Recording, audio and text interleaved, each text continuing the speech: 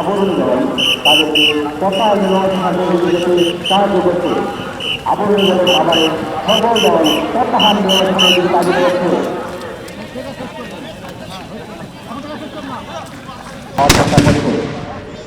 লক্ষ্য করুন একটি বিশাগত শত্রু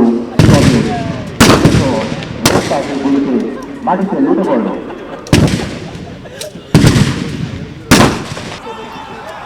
কার্যকরী দল আহত এবং নিহত শত্রুদের উপর চূড়ান্তভাবে চাপিয়ে পড়ছে এবং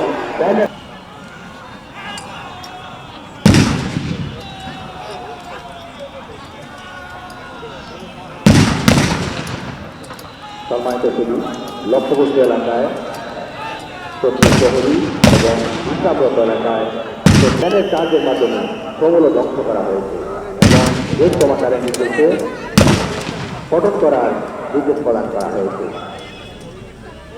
করে রাখবে যাতে কোনো অপ্রয়োজনীয় লোক ভিতরে প্রবেশ করতে না পারে এবং লুটপাট করতে না পারে।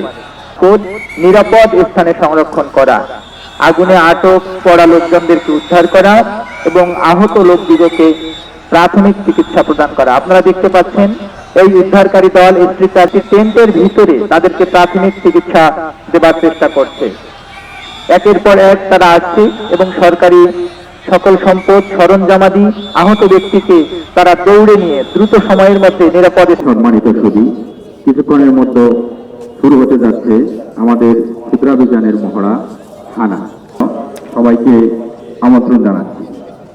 যে কোনো অপারেশনের জয় পরাজয় নির্ভর করে নিজস্ব বাহিনী বিচ্ছিন্ন হয়ে দ্রুত প্রত্যাহার করায় হানাবাজি। স্বল্পকালীন হানা, দীর্ঘকালীন হানা। যে সকল উদ্দেশ্য কার্যকরী করার জন্য আয়াত দিয়ে লক্ষ্যবস্তুকে ধ্বংস করার জন্য আমরা চারটি পদ্ধতি নিতে পারেন। এখন গভীর রাত, এই গভীর রাতে কিভাবে এই হানা কার্যক্রমটি পরিচালিত হয় আমরা সেটিও প্রদর্শন করব। দক্ষিণ দিক থেকে উত্তর দিকে ট্রোলিংয়ের মাধ্যমে শত্রুকে নিঃশব্দে হত্যা করার জন্য দৃঢ় পদ্ধতিতে এগিয়ে যাচ্ছে।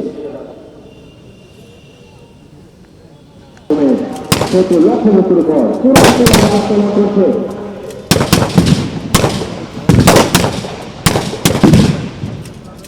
শত্রুর প্রভাবিত দুর্বল করা